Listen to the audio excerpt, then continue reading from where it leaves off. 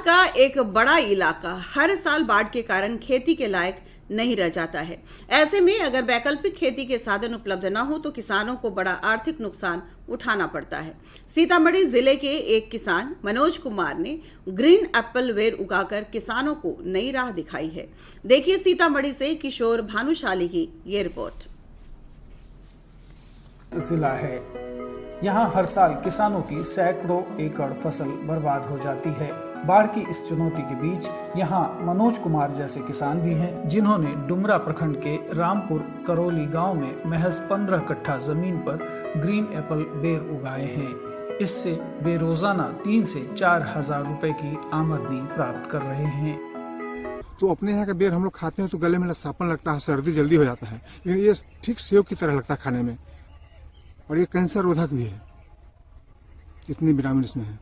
ऐसे एक पेड़ लगभग 20 किलो फल देता है, तो 400 पेड़ है, अच्छी आमदनी हो जाती है।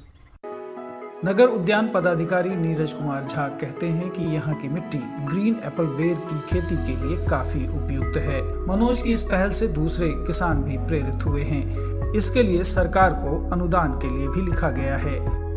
काफी जागरूक किसान है। बेर रास्ता चुना था क्योंकि एप्पल बेर जो होता है वो पूरी तरह नया है, क्योंकि ये एक बाढ़ग्रस्त जिला है और एप्पल बेर की खेती उष्णकटिबंधीय जलवायु में होती है। फिर भी उन्होंने रिस्क लेके यहाँ पर 10 से 15 कट्ठा में एप्पल बेर की खेती की है और पिछले 2 साल से उनका परिणाम अच्छा आ रहा है। इसी से उत्साहित होकर अब वो समेकित कृषि की तरफ जा रहे हैं। अपना उन्होंने मुर्गी पालन, बटेर पालन इत्यादि का भी फॉर्म शुरू किया है।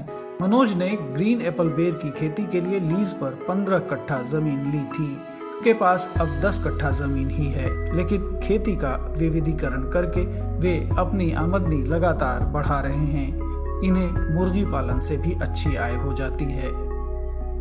समय के साथ चलने में ही बुद्धिमानी है। मनोज कुमार ने बाढ़ की चुनौतियों के बीच न सिर्फ अपनी आमदनी बढ़ाई है, बल्कि दूसरों के लिए प्रेरणा स्रोत भी बने हैं। सीतामढ़ी से किशोर भानुशाली की रिपोर्ट, दूरदर्शन समाचार, पटना।